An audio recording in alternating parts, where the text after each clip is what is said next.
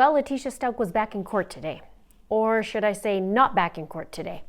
Her hearing was today, but Letecia decided not to show up again. Now, the intention of today's hearing was to show new evidence that the defense was actually planning on introducing. And it had to do with a mental health issue for Letecia, or about Letecia, after the murder of Gannon. Now, if that evidence was to be introduced, then Letecia would have to get evaluated. And this is why this hearing happened today. Now, this is separate from an insanity plea. And remember, she's already been deemed competent twice already. So I guess this is a little workaround, in my opinion. So the last time in court, Judge Werner said, hey, both sides need to have a plan for this mental health evaluation. And that's what today was about.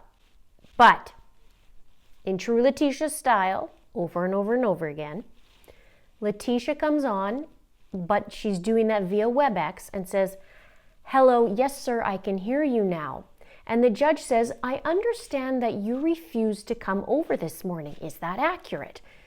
And then apparently the audio cuts out. Now, I'm following Lauren Sharf's tweets today. Typically, I follow Spencer Wilson and Lauren, except Spencer's no longer with the network. So he has moved on to a different place now. Spencer is the one who actually interviewed Letecia way, way back in the beginning when she showed the back of her head in an interview. So I miss him already. But Lauren did update us. So Lauren says it sounds like the judge is going to have someone bring a laptop into the jail cell so they can have a better connection. The audio keeps cutting in and out. Judge says this is not working, and he says he wants to find out why Letecia is not present in the courtroom.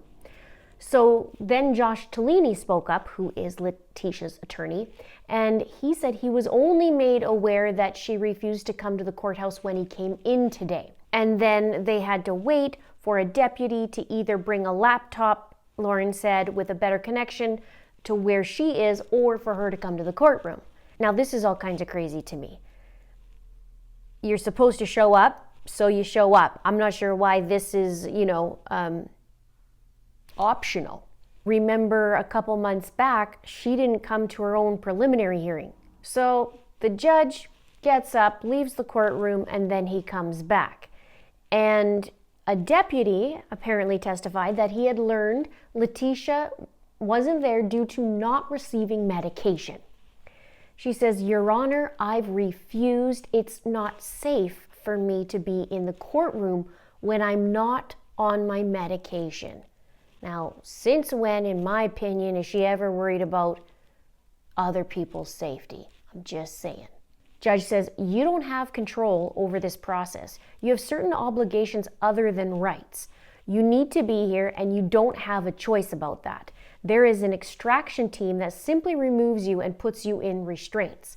Some have biceps the size of my neck. It's not good for anyone. The jail is no longer in COVID protocol. You didn't provide anyone with notice. Letecia decides to respond and says, I told my attorney on Tuesday about my medication. So the judge then advises her that she must file a motion 7 days before the hearing.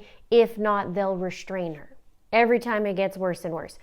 So then they discussed Letecia's mental state. It wasn't very detailed in the tweet, so I'm not too sure what went on in there. But it says the defense is claiming she suffers from dissociative identity disorder. And dissociative disorders are mental disorders that involve experiencing a disconnection and lack of continuity between thoughts, memories, surroundings, actions, and identity. People with dissociative disorders escape reality in ways that are involuntary and unhealthy and cause problems with functioning in everyday life. Dissociative disorders usually develop as a reaction to trauma and help keep difficult memories at bay. Symptoms are ranging from amnesia to alternate identities, depend in part on the type of dissociative disorder you have. Times of stress can temporarily worsen symptoms, making them more obvious. Treatment for dissociative disorders may include talk therapy, psychotherapy, and medication. Although treating dissociative disorders can be difficult, many people learn new ways of coping and lead healthy, productive lives. Here are some more symptoms from the Mayo Clinic. It says signs and symptoms depend on the type of dissociative disorders you have, but may include memory loss, amnesia of certain time periods, events, people, and personal information, a sense of being detached from yourself and your emotions, a perception of the people and things around you as distorted and unreal, a blurred sense of identity, significant stress or problems in your relationships, work, or other important areas of your life, inability to cope well with emotional or professional stress, mental health problems such as depression, anxiety, and suicidal thoughts and behaviors. There are 3 major dissociative disorders defined in the Diagnostic and Statistical Manual of Mental Disorders, published by the American Psychiatric Association. Dissociative amnesia is the main symptom is memory loss that's more severe than normal forgetfulness, and that can't be explained by a medical condition. You can't recall information about yourself or events and people in your life, especially from a traumatic time. Dissociative amnesia can be specified to events in a certain time, such as intense combat, or more rarely can involve complete loss of memory about yourself. It may sometimes involve travel or confused wandering away from your life. That's interesting. That makes me think of how she traveled with Gannon, allegedly. An episode of amnesia usually occurs suddenly and may last minutes, hours, or rarely months or years. The next one is dissociative identity disorder, formerly known as multiple personality disorder. This disorder is characterized by switching to alternate identities. You may feel the presence of 2 or more people talking or living inside your head, and you may feel as though you're possessed by other identities. Each identity may have a unique name, personal history, and characteristics, including obvious differences in voice, gender, mannerisms, and even such physical qualities as the need for eyeglasses. There also are differences in how familiar each identity is with the others. People with dissociative identity disorder typically also have dissociative amnesia and often have dissociative fugue. This we've seen a little bit in the past in a court hearing where, in my opinion, she was pretending to spin around and act like she was trying to act crazy, but you can't fake that. Hence why she's had 2 competency, she's passed them. The next one is depersonalization, derealization disorder. This involves an ongoing or episodic sense of detachment or being outside yourself, observing your actions, feelings, thoughts, and self from a distance as though watching a movie. Other people and things around you may feel detached and foggy or dreamlike. Time may be slowed down or sped up, and the world may seem unreal. You may experience depersonalization, derealization, or both. Symptoms which can be profoundly distressing may last only a few moments or come and go over many years. Let me know your thoughts below. And the judge talked about the state hospital having a 352 plus wait list as of 2 weeks ago, and there's a slim chance that she would get that done soon. The state says that they would rather have Letecia get the evaluation done at the state hospital rather than the jail. We've heard that before. That was their wishes.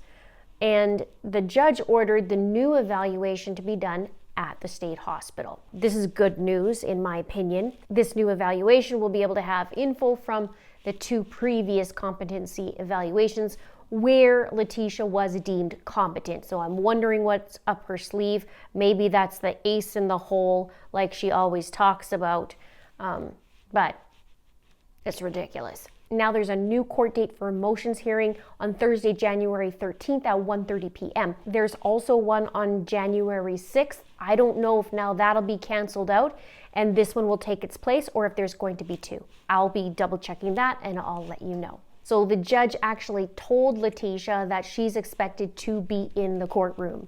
She'll have to file a motion, as I said, if she doesn't plan to be present in the courtroom. And the judge did advise Letecia that she may remain silent during the evaluation.